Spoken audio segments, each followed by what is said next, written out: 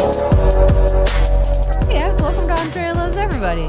This is Andrea speaking, and I'm here today with Andy Iwancio.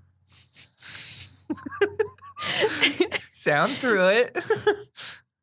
Iwancio? Yes. Okay. And this is a kind of a new thing for me because this is the first time that I'm interviewing someone that I am not previously friends with in real life. Oh, okay. So I'm going to start off. Usually I begin and I just tell every person something that I love about them. We've known each other for 10 minutes, but I will say watching your stand-up, something that I really love about your stand-up is that it's funny. Thank God. Because I don't know if you understand how afraid I was when you're like, let me send you my stand-up. I'm always like, I hope it's good because I'm not a good liar. So it was fantastic. It was really funny. And I really love how you tackled being trans in like a very fun, silly way. That wasn't scary to people. I know how it can be so scary for people sometimes. Yeah.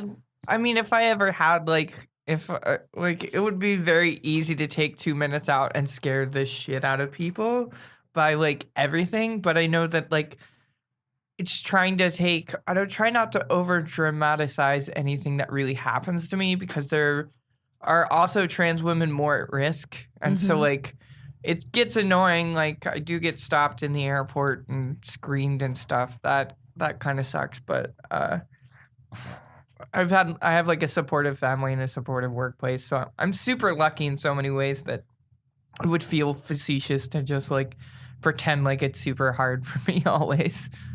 But. Yeah, it was really awesome. So can I ask you to elaborate a little bit about your story? You sent me a pitch kind of about, you said that you have been in the same relationship for 16 years and you and your partner both came out as trans to each other at different times. Can you please tell me all about this? Well, I've known that I was identified very early as kind of as a cross-dresser at a time, and that's kind of like Girl Scouts for trans people sometimes. Okay. And so then and then just slowly I kind of knew this about me. I mean, there's a picture of me at like 8 at Christmas with a Fisher-Price tea set because my parents were super rad, and like that doesn't necessarily tack that on to being a gender norm, but it was something where I was like, dude, stuff I'm not. And like it meant something at least small at the time. I know that like tackling gender norms and like trying to put that down to a binary is ridiculous because kids should be able to use any toys. But anyway, I knew that, and then like I met Linus.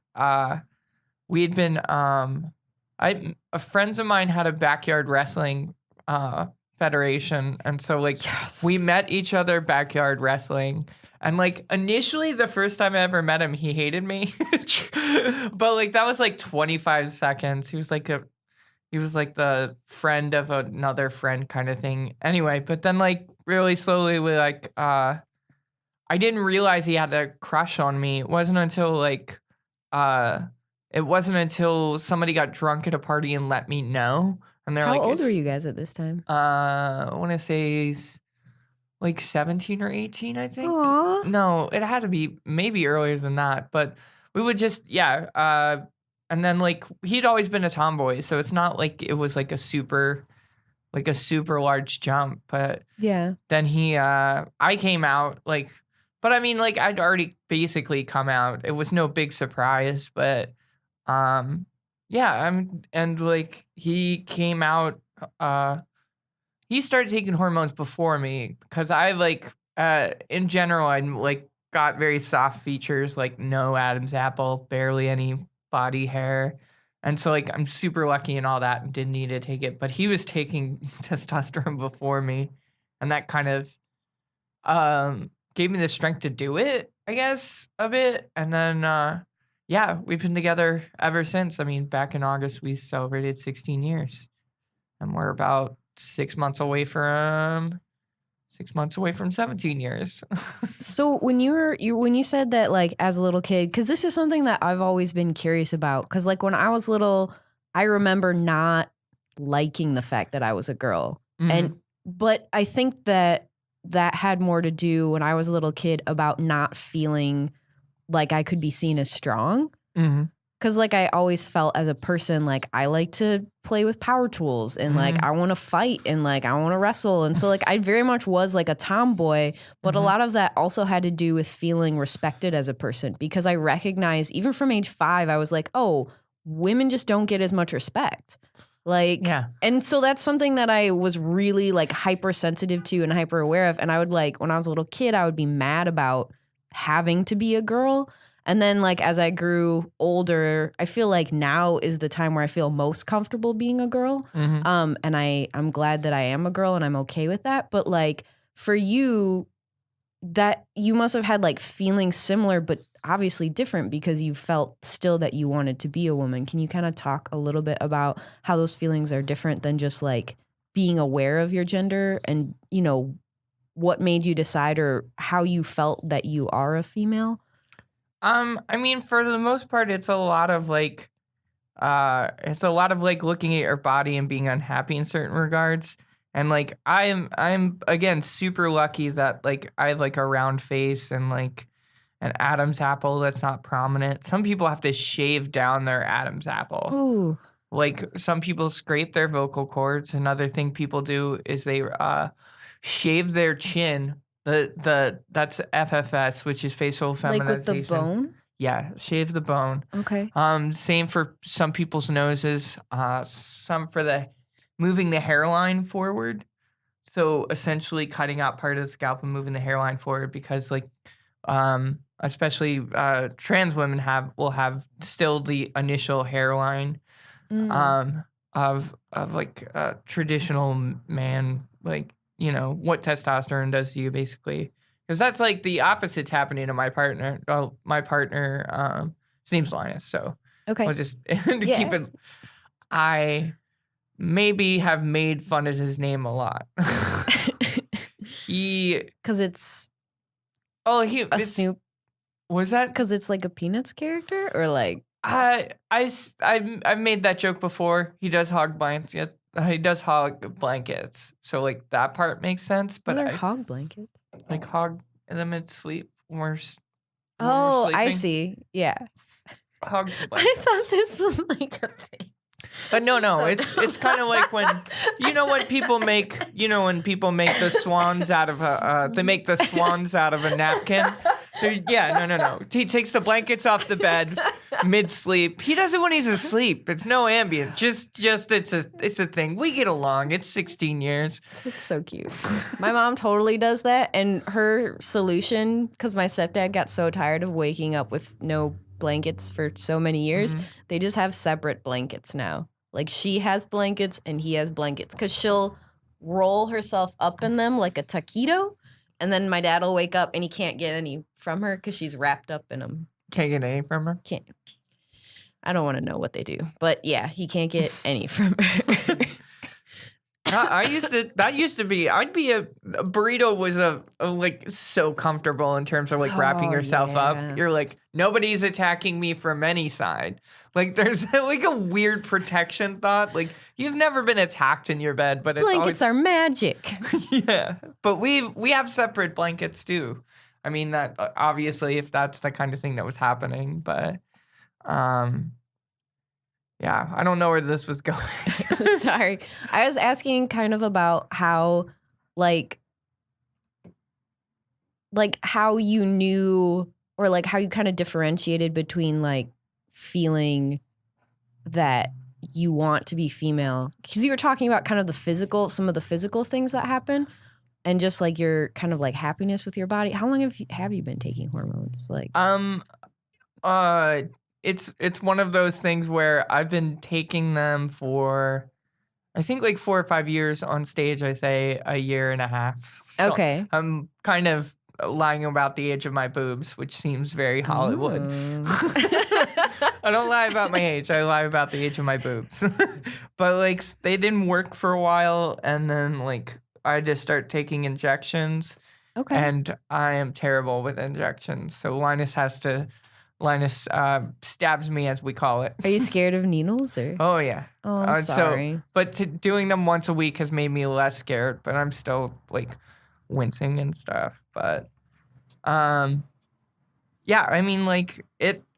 There's a through line of like always wanting to befriend women, especially early girls around me, especially at a super young age, like doing things like I love you. You make so much noise.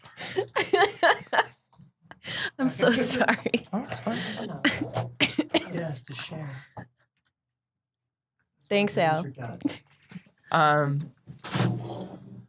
But yeah, I if I had to say, like, yeah, my whole life I feel like I wanted to befriend more females and more females and more girls, and so I've always found myself gravitating towards stuff not just in like gifts or whatever, stuff that would be considered girly-ish. Like we would play Girl Talk, that old board game. Yes.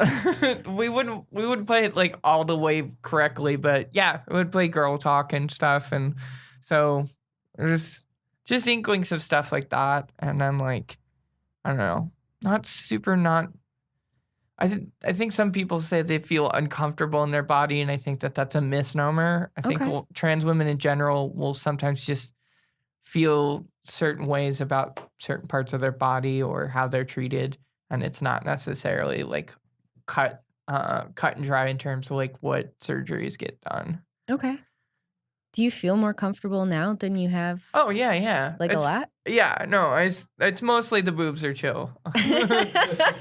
Like boobs are made it. I say on stage, and I mean it. My boobs have been made of so many things over the course of my life. Like just all sorts of things, like shoulder pads, balloons, balled up socks, like yeah.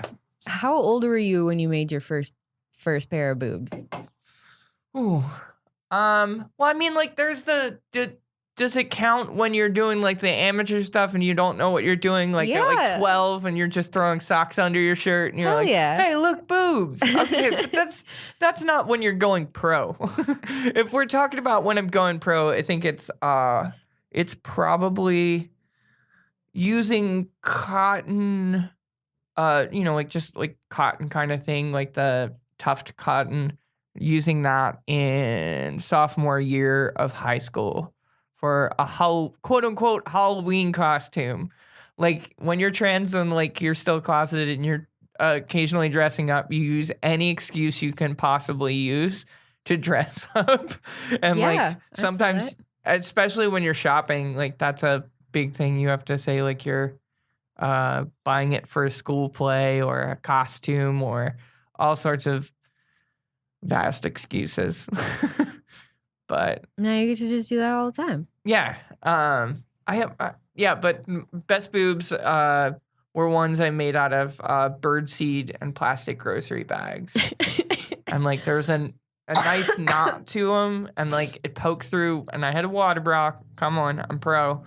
I don't even know what a water bra is. It's just a bra that has a little bit of like fluid in the cups. Okay. So it helps with like a more solid shape. And so wearing the water bra with this is so uninteresting. But no, like, I want to hear all about it. The knot on the grocery bag coming through was a perfect nipple. So I'm proud of that. If I had pictures or if I could somehow like bronze it like baby shoes, I would have.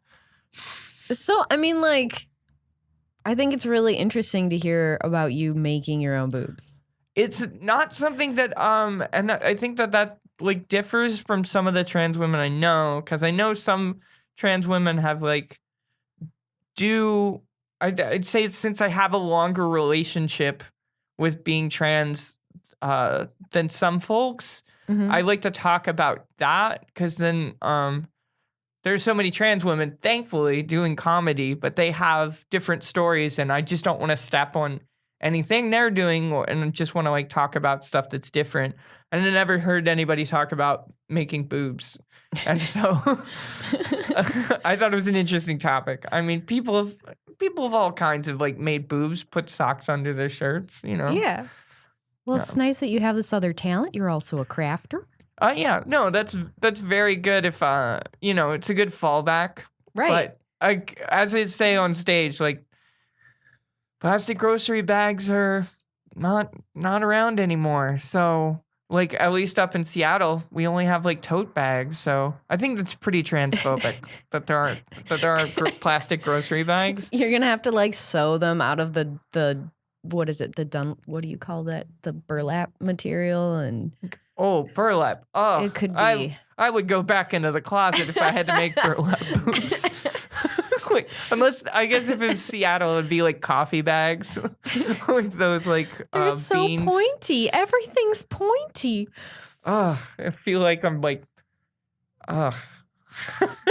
just Just like chafy. Okay, cool. Awesome. Well, I think you also kind of touched a little bit when I was listening to your stand-up. You kind of talked about your family and your dad. Were you raised by mostly your dad or your dad and your mom together? Dad and my mom together. Okay.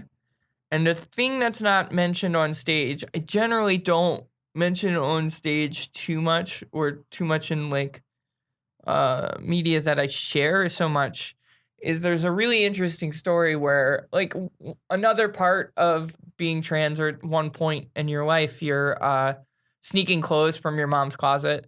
Yeah. And so the day I realized that my dad was trans was when I found shoes my own size in my mother's closet. I kind of thought maybe they know and this is their quiet way of saying. But yeah, it turns out my dad was trans or is trans. And so there's a really interesting dynamic. And what's funny is that I would bring up stuff like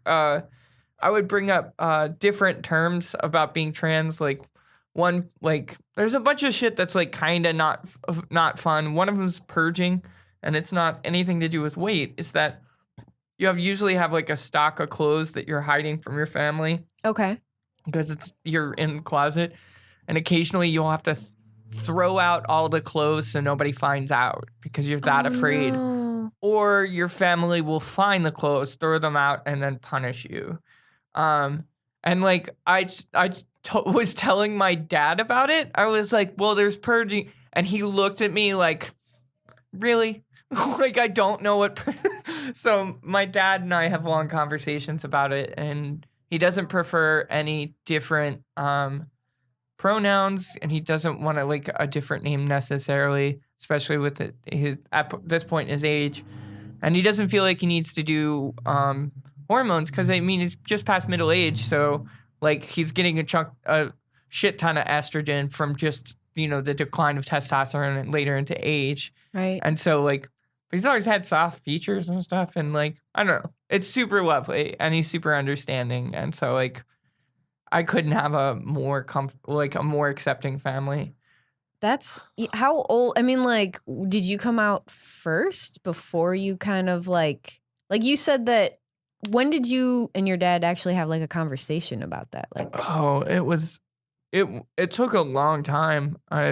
My folks had split up, and my dad was living with my now stepmom, and we went to some talk by a trans gender neutral speaker.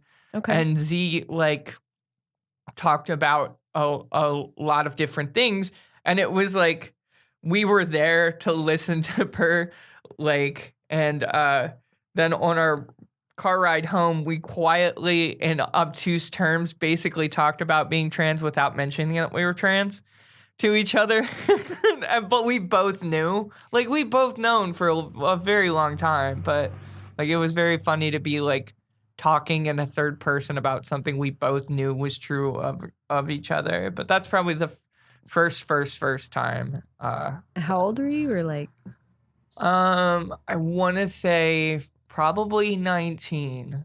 okay, And I'm 16, or not 16 now. I'm 7. I'm going on 36 Okay. next week. So half of your life, almost half your life, okay. That's pretty impressive. Like, I mean, to know that for that much time, kind of who you are and feel more solid in yourself. Yeah. And at the same time, it's always also like, it's also been super important to me to like know about women's rights, even the stuff that doesn't like necessarily like affect me. I stay like knowing about it and wanting to be active in it even early on. And so like that's super important to me and like to be up in and of the community. And there occasionally I think that was also the really weird thing is my dad's a folk singer and there's a whole swath of lesbians who, especially in the lesbians in the folk community, who absolutely hate trans women. And what? They absolutely hate trans women. They're called TERFs. It stands for Trans Exclusionary Radical Feminists. They basically think that trans women are men dressing up in a stereotype of a female gender and that they're doing it for sexual fetish and as like some sort of like, I don't know, mocking of female roles and stuff. And so that seems like a lot of work to put into mocking someone. Yeah. Like if you're going far, it's like, it's kind of like that movie. What's the movie with Will Ferrell and Marky Mark, where Marky Mark learns ballet to make fun of ballet people, but he's really good at it. Do you know what I'm talking about? Nice Guys? Yeah. No, not Nice Guys. The Other Guys. Yeah, the other guys where like Mark Wahlberg does like this crazy pirouette and he's like, I learned how to do this so I could make fun of those people that do ballet. And it's just like, you're really good at this. Yeah. It's like, it seems like so much effort to put into like, yeah, just it's hating someone. It's just like, it's a lot of effort to mock somebody. It's just like, just get a fucking bumper sticker. Yeah, like a hat or a bumper sticker or some sort of pin. I don't know. Is this for me to cough into, Al? Yes. Oh, thank you. There's a beautiful coughing. It's so nice. Al just handed me like it might be a monogrammed napkin. Like I'm not sure. It's so nice. I didn't want to cough into it, but thanks, Al. I'll take that when I go. Again, I'm just looking to be sick at work on Monday. Get the rest of the week off. So have you found a lot? I mean, like, where you live seems to be a pretty accepting place. Do you have a lot of problems? Or, I mean, it sounds like it's not as bad as it could be. Seattle and Washington in general and the Northwest is the absolute best state in the country to be trans in. Like it is well documented. The rights are really good. I mean, hormones are well handled. We have trans folks in like in government and yeah, I mean, it's just, there's just so many, I just have so many friends there and generally a crap ton of trans women just flock there. I don't know. It's like some sort of a call. It's like a duck call that they manufacture there. Yeah, but absolutely no. I mean, I like something I don't like some of the things I don't mention on stage. One of them would be getting stared at or misgendered every day of my life. And so like that's not super fun. I'm sorry. And that can be like grating at times. And then like things like coworkers still misgendering me. Oh, really? Like well into like 2 years of knowing. And then like I stopped talking to a coworker for a solid like month because she misgendered Linus. And you can misgender me all you want. I'll get angry. I'm not going to let you like misgender my partner. Like you've only ever known him as one person. Like it's so ridiculous. But yeah, I mean, did she do it like maliciously or was it? It's one of those things where she did it and could give a flying shit less that she did it. Oh. And then it's kind of like you don't get how ridiculous it is that you're still doing this. Like Linus came out like and started hormones and was going by different pronouns way before me. And so like it's just so ignorant. But yeah, I don't know. I mean, bathrooms are scary. I don't have any like super intention of getting rid of my like facial hair all the time. Okay. So I'm kind of like, I don't know, screw other people. I mean, getting good at comedy has been part of like being just constantly sharpening wit for the sake of putting down people who would shit on trans people or shit on me. So I've gotten very, very, very, very, very at least decent with it. There's a heckle mic in Seattle that we do where there's a mic off to the side and you can interrupt whoever's doing comedy. And Robin actually runs one of those in Pomona. Oh, yeah.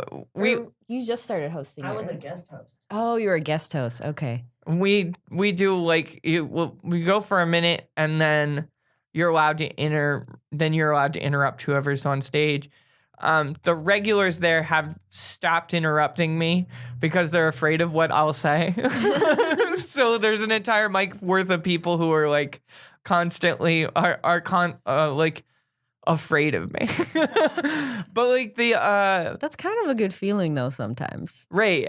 But like then becomes the thing is like there's like the extra step of like sharpening a wit to get this all to like put people down who would put me down, but at the same time like being hypocritical if I used any of the normal, like if I used anything that was like any of the ists. So I not only like sexist, racist, misogynist, is that kind of like sexist, racist, misogynist, homophobic, transphobic, and the one that's really hard to get people on board for is ableist. And so like ableist is a really ridiculous. It was hard for me to even strip my language of it, right? But that's like insane, stupid, moron, all of those, and like some of those people already know as being kind of shitty to say, but like stripping all that way. So then when I put somebody down, they can't.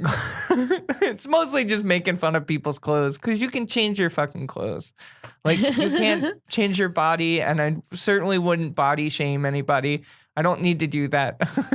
And cisgender dudes, no offense to the two, if y'all are, they are super. They wear such ridiculous things to like on stage or at open mics and stuff. Everybody's like looking for a look.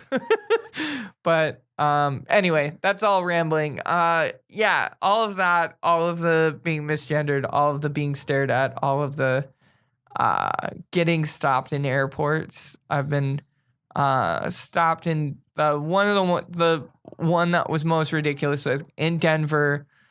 They stopped me because what happens is you set off what's called a groin alarm. Oh, yeah. Okay. And so they have to screen you. And so they took me to a private room. And then for 45 minutes, I just kind of sat. And then they eventually came in to finally screen. And like when they finally did, it was kind of funny because they said, is your underwear, because they're trying to figure out and trying to be the light about how they were saying it, but they're like, are your panties bejeweled?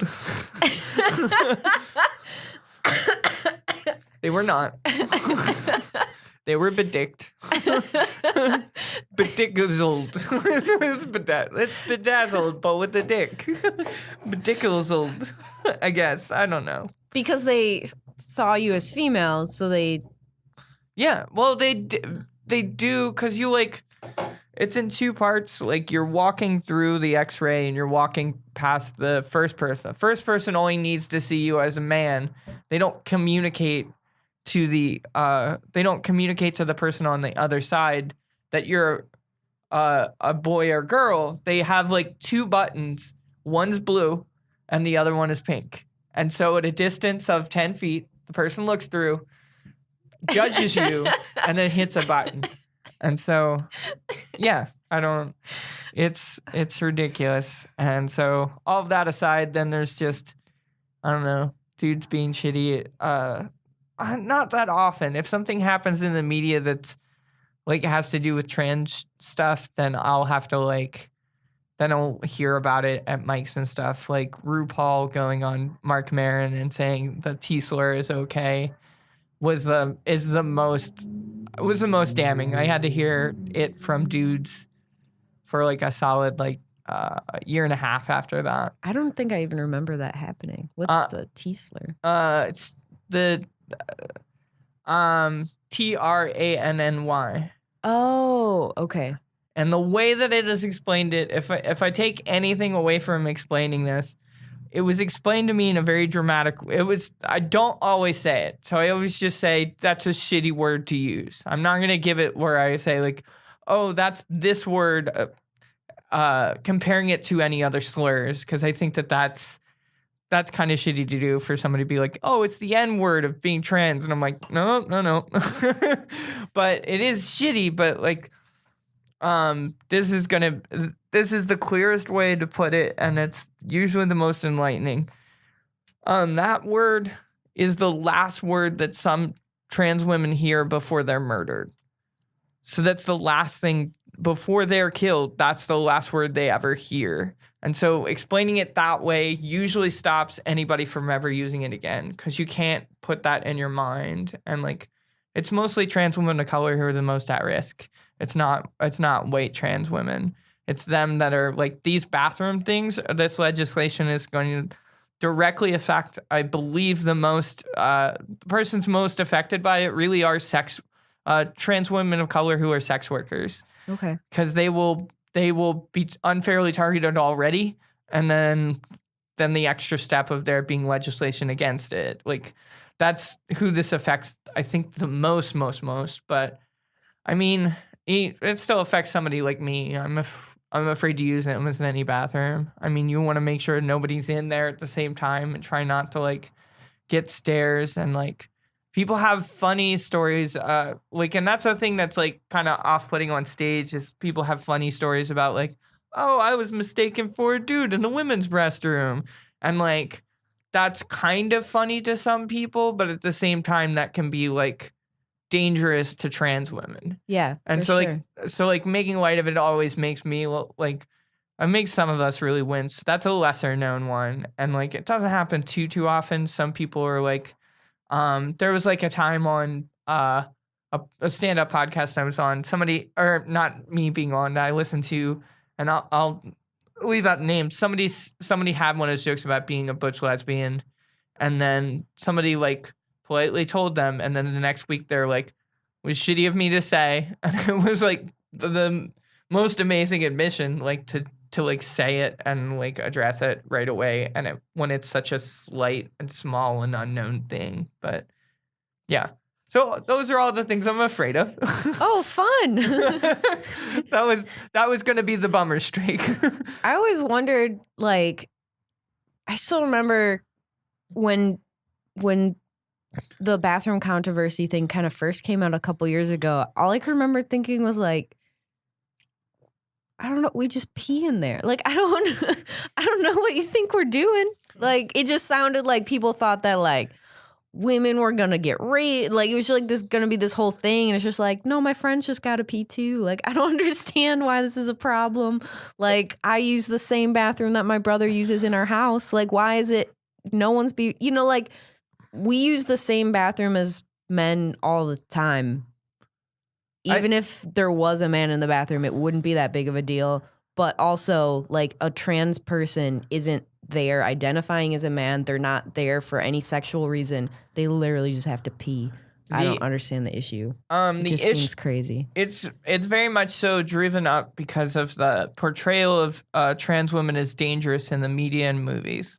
Okay. So things like Silence of the Lambs, things like Psycho, things like that movie Split, things like... So the trans woman as like outsider or as an indication of mental illness or an indication that there's like something wrong with that person. And also like hiding something and looking to reveal it, and that we're going to hurt people. And like, I hate hearing people make references to like Silence of the Lambs, because like it's almost always like if somebody makes a reference like that, it's almost always like 2 lines away from somebody saying something shitty.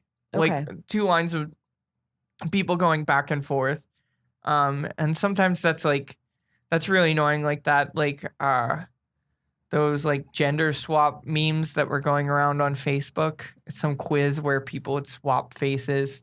This is what you look like as a man, or this is, and that was kind of shitty because like that, again, the same reason, like I never clicked on any of the comments because I know like there's gonna be something shitty below it, but I just blocked it that way. But yeah, getting back to it, we're seen as dangerous people. We're seen as being deceitful, and oftentimes like also like, and the thing about that being deceitful, the reality is like we're more in danger than we are a danger to anybody else. Right. Because you have there's a term used for, it's more of a newer term used called trap.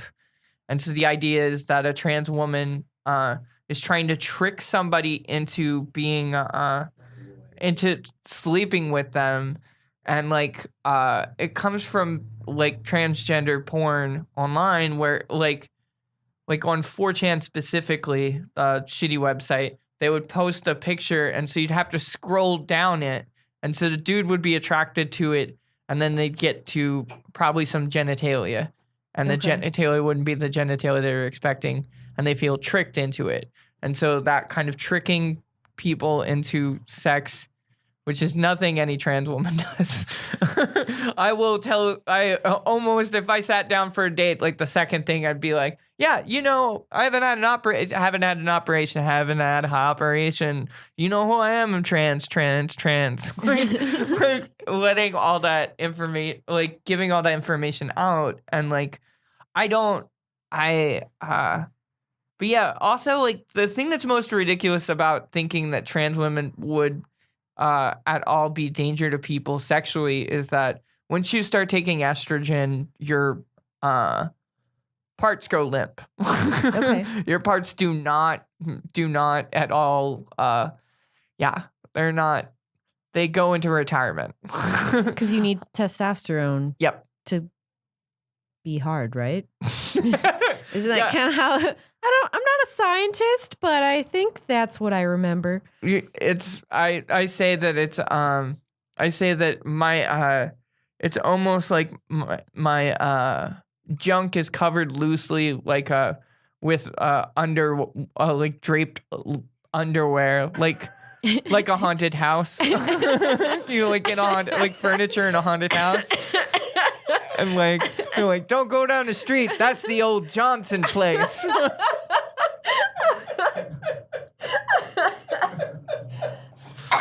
Here, I want to not cough on everything.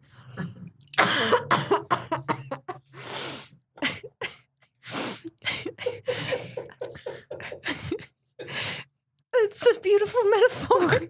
Again, like it's the kind of thing, like the kind of things that I have to like, if I like write things in a funny way and I'm able to tell people things that they didn't know before, like stuff about trans women go through like pregnancy cravings. We go through a whole chunk. Oh, do you really? Morning sickness, go through pregnancy cravings. I was actually going to ask you about that because Lexi was saying that or one of my friends that we were talking about earlier, who is also trans, was saying that she just kind of was starting to get like phantom periods. And I was like, what? You get hell too? Why?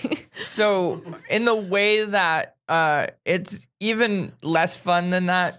Sorry. Oh yeah, it's, sure, go ahead. It's less fun than phantom periods because what happens is if you miss a dosage or your dosage is off, getting the estrogen at a different time, what happens is if you're delayed or can't afford your estrogen for like say a week, what happens is the testosterone comes back in, and that gives you like at least one small chunk of what feels like a period, at least in terms of like moodiness, in terms of not being want to be around people. Some people do get cramps, and that's But yeah, basically, if your dosage is off, it could happen every 2 weeks. Ah! I went to a new dosage of instead of weekly, I'm doing every 10 days, and like getting back into that was kind of took a little That's hard on your body. gall. Yeah, I mean, yeah, in the long run, it turned out to be better because my levels were so high, but yeah, your boobs lactate. That's the one that, and like, there's like nothing to do. There's like, And they're like sore and stuff, and like, Yep. I'm sorry. And no, you don't have to say sorry. That's red. Again, we got the boobs to even be sore lactating. That's fine. That's the most positive spin I've ever heard on painful boobs. I think like the only pregnancy craving the wildest mine got was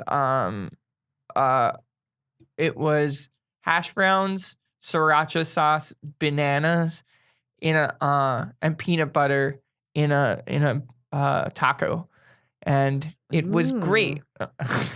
Give it a shot. If somebody's listening to this right now, give it a shot. All the flavors do work together.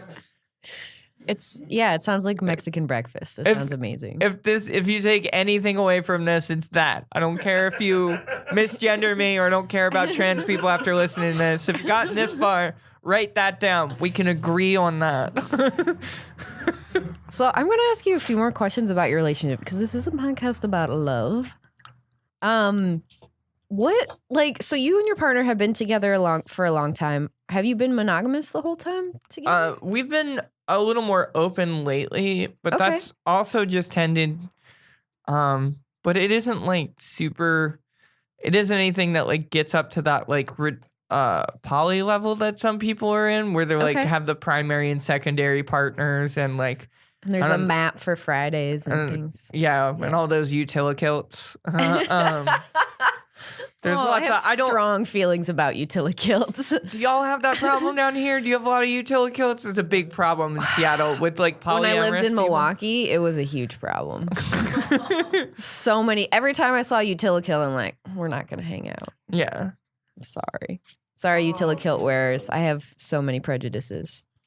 But yeah, no, we've had a open-ish relationship, but I think for the most part, I'm like, again, in retirement, and I'm just, but he's open to it, and like that's fine. I think like learning that there are different levels to relationships and understanding what like platonic relationships or just like a cuddling relationship and what a loving relationship versus like sexual relationship, knowing the different levels of that is super helpful because I know he's not going to run off and like go with somebody. And if he does, then it's something emotional that we need to figure out. Right. And so, yeah, I mean, and then like it goes, we still have, tussles occasionally, but like,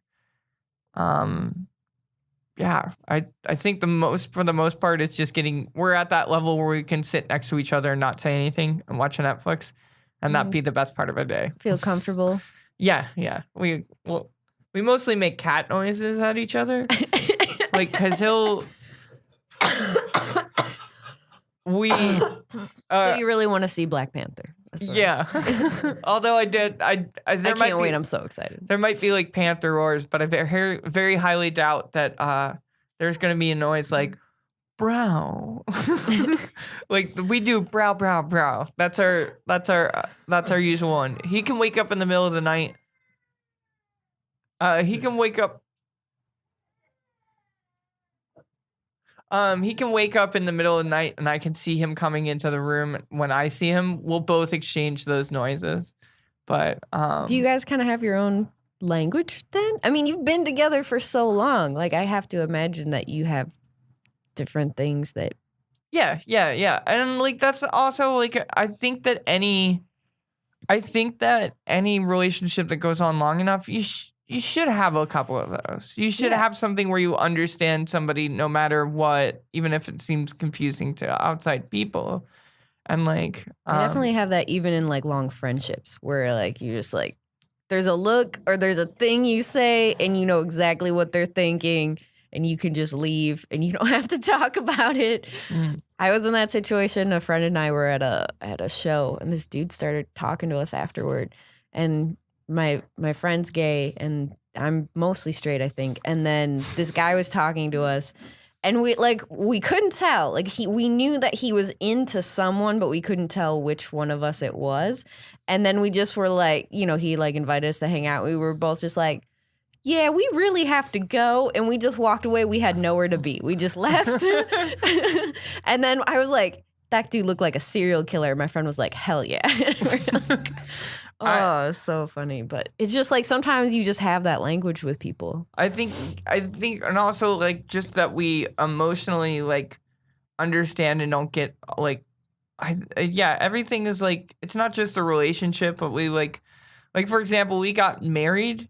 But what we did when we got married was we only did it. We did it like 7 years ago. The only reason we did it was because we like said that I like said to Linus, I'm like, we could throw a better party than people. Like that was the reasoning.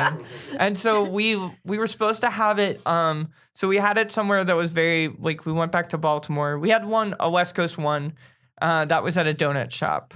Sounds adorable. Yeah, that one was that one was at Voodoo Donuts in Portland, and it's for a commitment ceremony, it's $45, and so but they don't close it, and so we were doing it at 10 o'clock at night and doing it, and so a bunch of our friends were there, but then also there happened to be like some high school prom that had just let out, so there's just people well dressed like teenagers in prom outfits at your wedding. Yeah, awesome. Dressed better than us, and we exchanged onion rings because we love The Simpsons, and that's how Homer proposed to Marge. Aww. And we did Mad Lib vows. So like that was this would be like more of this is the kind of language that our relationship has. Like we like have these things, and we've recounted things that we've said to each other over the course of a relationship.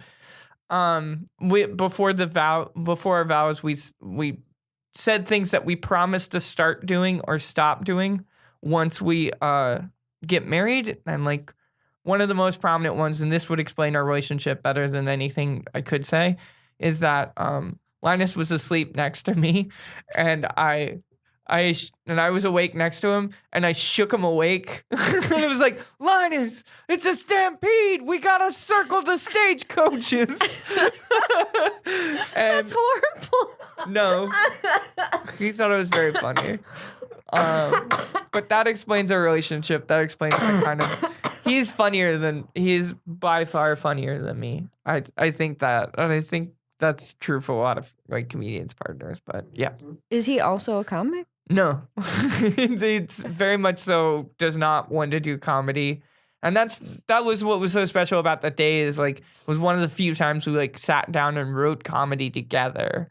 Mm-hmm. And like it was like a super like special thing. I think way more special than anything about like way more special than the actual ceremony was just being able to do that with him. But we joke around with each other all the time, and I feel like you have to. I will have a really difficult time even hanging out with people that I can't laugh with. You know what I mean? Yeah. Like, how do we talk? What's the point? Yeah, that has to be a super hard thing. I don't know. Either that or people who like have a really hateful sense of humor, and I like can't do it. I can't just like. I don't know, especially comics and stuff. I like end up having to like unfriend comics on Facebook. Like if there's anything this trend stuff has brought out is finding out like people very loudly make themselves known about what their take on non-gender, what gender non-specific and non-binary and trans people are. So it just seems like a lot of work and a lot of effort to put into something that isn't really your business. I don't know. It's just, to me, I'm just kind of like, just let people be people. I don't really care. Yeah. You're not hurting anyone. Yeah. Have a good time. Yeah. Not hurting anybody except for like the plastic bag industry. Now, I have a few more questions before we get out of here. Something that I want to know is like, how do you and Linus solve arguments? Like, do you guys have like rules for solving arguments, or like, do you have specific things that you are like, we agree? Like when you started dating, because you started dating when you were so young, and I feel when you're that young, you're almost not even like I wasn't a person yet when I was 17. I didn't know anything. There's so many things about myself I didn't know. Mm-hmm. And I'm 29 today, so I feel like I'm just starting to be like, okay, I think this is the person I am. Mm-hmm. Because you guys kind of grew up together in a lot of ways, and you grew into these new bodies together. And that's such a crazy thing to have to be able to share with your partner. Like, how did you guys kind of talk about those changes? Like, did you guys have arguments about those changes? We had to, I mean, part of it is bumping heads a little bit just because he's starting to take testosterone and I was starting to take estrogen. Because it alters your personality a little bit. Yeah, and taking the two, what became the thing is we would take them on the same day, and like that changes things. But like even like more than that, like when somebody comes out as trans, when your partner comes out as trans, you have to ask yourself, like, what is it that I'm attracted to this person for? Like, really ask yourself, and you're like, was it something of their body, or was it more than that? And of course, it was more than that to me. And like, but it definitely opens up a question when it can alter your like sexual orientation, because now you're thinking of something in a different way, and it can break up relationships a lot. I know. I mean, most of the stories that I hear when people come out are that their partner, even if they tried to be supportive, had a really difficult time with it, or that the relationship couldn't withstand the change in gender. Mm-hmm. So I think that's what makes your story even more unique, is the fact that you guys were able to stay together for each other. Like, that's so crazy. We just like super understand each other, and like I think we like we're in it for each other, and it's not something where it's not like we need something specific about each other's bodies, and like for that to change is fine, and we like have just really like, but it does take asking yourself, what are you attracted to your partner for? Right. And that's a really absolutely no, nothing can prepare you for that. It is the like one of the weirdest things to try to have to do. Not necessarily weird, but it's like one of the, nobody ever talks about it. Like, and like, so when it happens, people don't have a way to cope with it. And so, yeah, breaks up a lot of relationships. I mean, it must have been weird for you to kind of see your body changing too. Yeah, and like it was almost all like just really positive. I think I've talked about on stage before, like waking up on like a Saturday morning and seeing your areolas get bigger, not like in that moment, but very slowly. Like, I've been late for work just staring at my boobs, and it's just like so chill. Like, they've been made of so many different things, and to like have a sizable boob is just like, it's cool. Like, like you're like your own sweet science experiment. Right. It's the coolest. Yeah, and it's like grow crystals, grow tits. Yeah. I wish I could grow crystal tits. That would be cool. That'd Good be cut glass for real. Be some Steven Universe shit. But yeah, like seeing that, and like I said before, there's a lot of like, I mean, aside from like my facial hair, I don't know if you'll see it. There's like, I don't have armpit hair, and I've never had armpit hair. So jealous. I never got any until I was like 20. And I'm such a hairy woman. Which is fine. And like, I don't have an Adam's apple. I mean, my round face was super lovely before, and now I'm like, I can't, like, taking a shot from an angle. like I said before, I was like constantly untagging myself from photos. I don't understand when somebody takes a photo of somebody, sees that it is clearly not great, and then not only uploads it, like, this is fine, and then tags the person in it. Like, go the 3 extra steps. I'm like, do you hate me? Like, I always love when I'm hunched over eating. They're like, she needs this one for everyone to see. Yeah, let's get Andy at a 3/4 view. I refer to like my my chubby chin is I refer to them as they're roosting birds under my chin. They're jowls, which are fat owls that roost under your chin.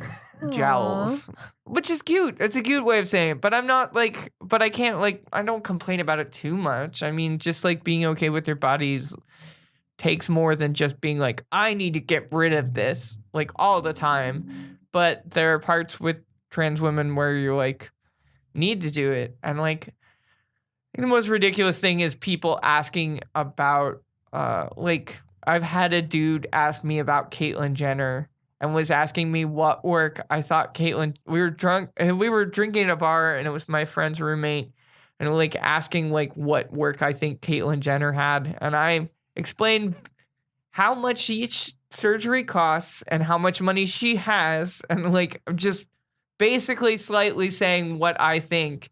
And he just kept asking, and I just eventually laughed in his face. And I went to the bathroom, and when I came back, he was crying. And he was like, when I asked you, I thought you'd treat me like a human being. You know, the way that you sit across from somebody at a bar and you're like, hey, here's some Play-Doh. What shapes your junk? like, or just sit around like guessing what celebrity's junk looks like. That's not like a fun. There's not like a junk fantasy league. It was just people asking you about your junk is like a constant, or they're like constantly like, so are you gonna get it done? And like, I don't know. I'll say even if I did have any work done, because of all those questions, that's why you'll hear me say so much about my non-working junk. Is like I talk at length about it. One, because I want people to know I'm still the vulgar, profane person I've always been. I still like poop and dick jokes. As I just wish that they weren't first person. Yeah. But yeah, the reason I talk about it and rather loudly and uncomfortably is that like I don't hear people talking about it, and it's also it's kind of sort of punishing cis people. I'm not going to pretend like that isn't like why I do it, because it stops the questions.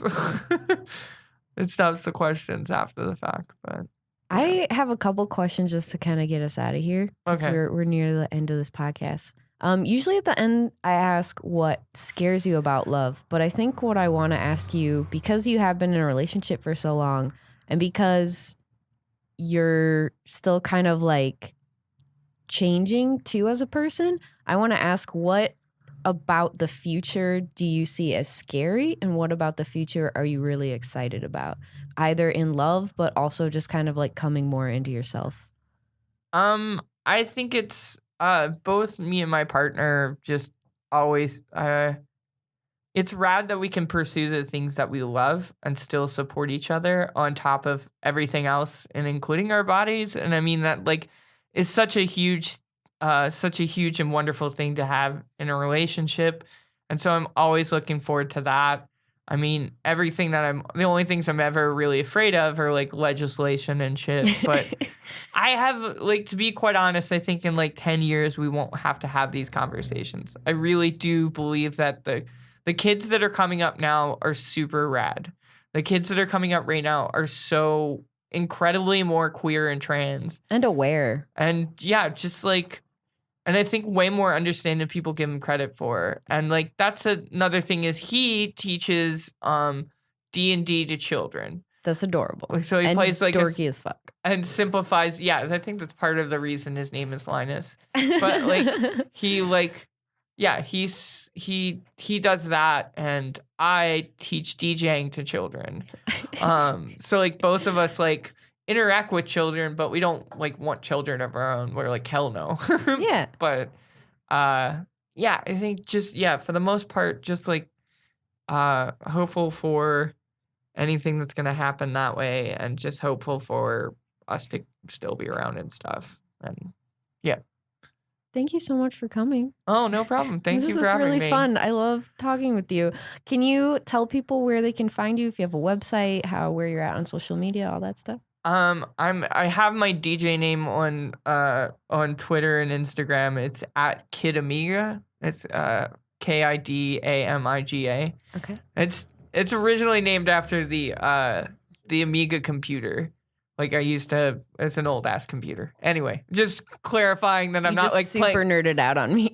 I'm just clarifying that I'm not like playing reggaeton. It's like super appropriative, like some shit like that. But and then I believe I'm Andy Iwancio. I was gonna like claim the Andy Iwancio on Twitter and have a fake fight with myself, pretending like somebody was squatting on the name. But I'm not at Andy Iwancio on Twitter. I might as well just sit here and name all the things I'm not at. Yeah, please, let's just everyone. I'm not at A. I'm not at AA. And then on Facebook, it's just Andy Iwancio. Yeah. Wait. Oh, you're not. I get it. Okay, cool. Wait, what? It's okay. Stuff happened in my head. I'm slow sometimes. Sorry. Do you have like? Are you like Platinum Voltron on Facebook? What is your? Oh, sorry. Yeah, I never list my stuff. I never do. I'm like, the guests are here and that's great. My stuff on Facebook is I'm at Andrea Gazzetta. Mm-hmm. You can find me on Instagram at Andrea Gazzetta if you want to see my art, and you can find me at Sundress Comic if you want to check out my comedy stuff. That's all I got right now, because haven't made a website yet. Thanks for coming. Thanks for having me. It was Bye. really lovely.